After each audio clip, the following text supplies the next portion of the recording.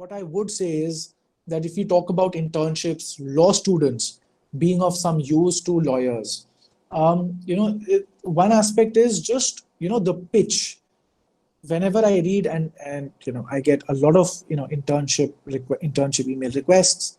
There's a huge difference between people who I know, and when I read the email itself, the body of the email, I know for a fact I can figure out who, like, this person has actually done a few internships, not because they say that they have done these internships, but because the way they write, they are far more it's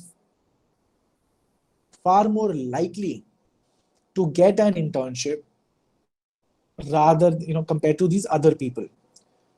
But if you were to talk about the actual skills, so again, this is something that I read quite a while back, and it just comes back to my mind. When you are young, you don't have much else to offer. What you can offer is, one, integrity, which, as lame as it sounds, is something that majority of professionals with a few years of experience under their belt, they do not find it in the younger, less experienced people that they are working with. One is integrity, the other is consistency.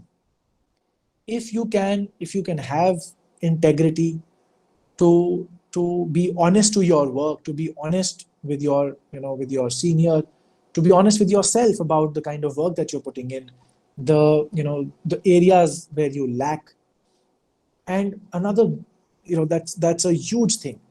Another thing is persistence. As I mentioned, there are a lot of people who can do exceptional work, and I've seen, but I would say I would rather choose a person who is persistent with their efforts, who might not be as exceptional a lawyer as somebody else, but at least if they are persistent, I would take them over any person who is a fantastic lawyer, but then is not consistent and not persistent. And what do I mean by that? If you are, and this is something that I myself am guilty of, you go to an internship, you try to leave early, you try to come a little late, and it's not that you try, it just happens. You take some off because a friend has a birthday and a family member got into this XYZ trouble. But the people that I feel that I have worked with, who have succeeded the most in terms of finding exceptional internships, finding exceptional job offers, even, right? And also scoring clients. It's a loop of either success or a loop of constant failures. If you're young, you might not have much. The school that you went to will dictate a lot of, to a huge extent, it will dictate what kind of intellect you have. But I am testament to the fact that academic ability is not paramount. I used to be in the bottom 10 percentile of my class every single year after year. And after enrolling at the bar, just because I had no other option, because I had a tough senior, I had tough circumstances where I was forced through pain and suffering of going through courts, being ridiculed by the senior, by the judge, by the opposing counsel, and by the client. Everywhere I had to, pick up the metal and perform and get to, if I can blow my own trumpet to a nice little level and carve out a little nest for myself. I was only able to do it when I built up consistency, persistence. I could not, and I used to do that way back. I remember, and all of us are guilty of it at some level or the other. You're not well, you switch off your phone, you go to sleep, you wake up late, there are all sorts of these things. But if you can avoid it, you can have the skills to, not skills, you will be loved by your seniors, you will be compensated handsomely by your seniors, and in the future, if you can keep it up, you will succeed. Intellectual capabilities, do some courses, attend your classes, go through academic rigors, be a top performer. All of that is fine, but all of that fluctuates. And I personally believe all of that is not so relevant. What matters the most, what will, after which everything else will by itself follow, is integrity and consistency. I know there are more abstract concepts, and maybe you were looking for, certain things that you could have. But then again, this is not one of those situations where, you wave a wand, you have those abilities, and suddenly from being an unemployed intern or a stipendless intern, you suddenly turn into um, uh, you know a miracle creature who is suddenly, the senior will come and say, all right, we are hiring you at 50,000 a month. That is not going to happen. The most important skill, and in fact I've talked about it, if you're talking about getting an internship, I believe that, one of the most important things you can do, I've had these discussions with a bunch of people. They say, I want to have a paid internship. I want to earn while I'm learning. And of course, you're entitled to that. But you have to look at the market economics as well. In a profession, so if you go to, say, maybe, data analysis, I've heard stories, people in their internships itself, they get very, very, very handsome stipends. You're in the practice of law, even if you are exceptional for the, if you are not an asset to the institution or the individual that you're working with, you will not be paid anything, because there are far many more takers for the opportunity than the number of opportunities that are out there. Yet, this is something that I do with, a few of my interns, and I know majority of the lawyers who are doing decently well for themselves, they they pay their interns, law students as well, and they pay quite handsomely, but only to those, and the key word here is indispensable, only to those who are indispensable to the institution slash individual.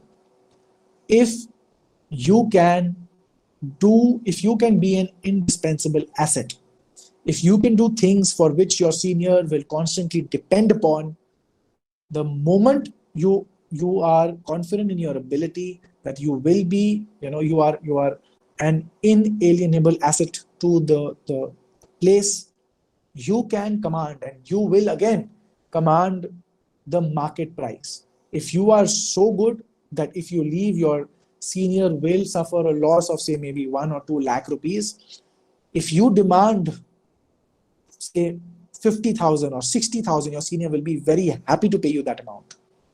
And if that senior is not happy paying that amount, the kind of knowledge that you have, the kind of person that you are, the confidence with which you walk, you talk, you look into the eyes of the other person when you are talking about something, when you are that capable, you will suddenly find that a lot of doors have opened up all of a sudden.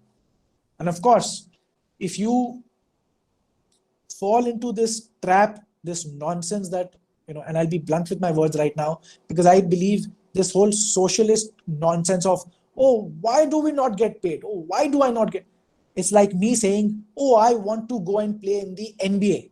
Why don't you 7 feet 5 inch, people make space and allow this 6 feet tall, extremely obese man into the NBA and give him a shot as well?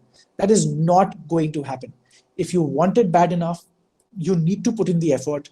You need to outperform everyone around you so that you can, take your place among the top performers. The problem that I have with this whole socialist system of, oh, you must mandate pay to interns, nobody ever thinks about it.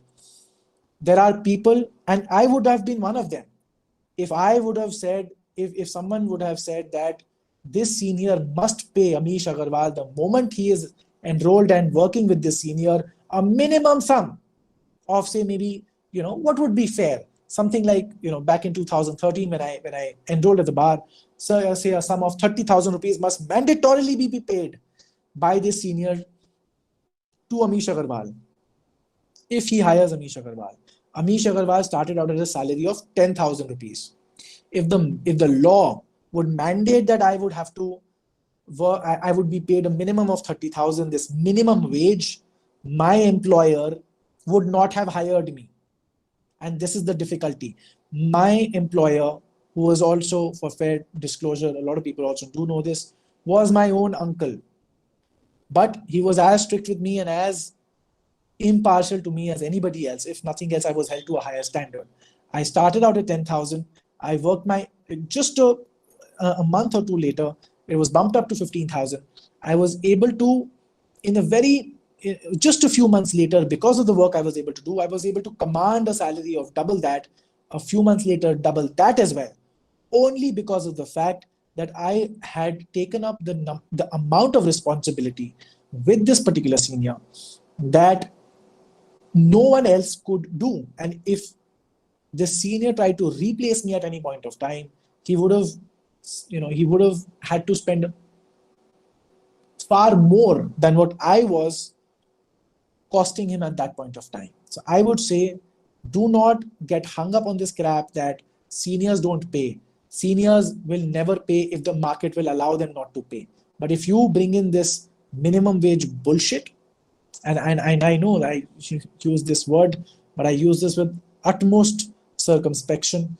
This bullshit, if it is allowed to continue, there will be a lot of people, far more people, who will not get an opportunity, because the moment you want to enroll you want to work as an associate with an advocate, or you want to work as an intern with somebody, you will have to face this difficulty, because if you do not meet the minimum threshold, the minimum criteria, nobody will hire you. Instead, what I did myself on other occasions as well, after I went independent as well, offer to work for free. Offer your heart and your soul and your sworn fealty to the senior, to the institution. Work there for a couple of months, make yourself an indispensable part of that organization. And when you feel that you are an indispensable part, you command what you feel, you command what you feel your senior will lose if you leave that organization. And lo and behold, as a law student as well, you could be making a lot of money. I have a friend who, he was in his first year of MBA in human resources way back in the year 2011. His entire batch got, the best offer they got was about 50,000 rupees a month. Mid-tier management school. This man, he started his internship at the age of 18. He was working and he kept bumping it up from 0 to 5,000 to 20,000 to 50,000. And over a period of about 4 or 5 years through graduation and then his master's, when his colleagues were the best package that his colleagues were getting was about 50,000 a month. This guy was at that point of time raking in 2.5 lakhs a month as an employee with a startup. And then he quit that to venture onto far bigger endeavors, and right now is one of the most successful entrepreneurs that I know. I went into a little bit of a rant, and this is something that I feel very, very strongly about, because I often see people make this mistake of lamenting the situation rather than figuring out how to succeed in whatever venture they are putting in their efforts with.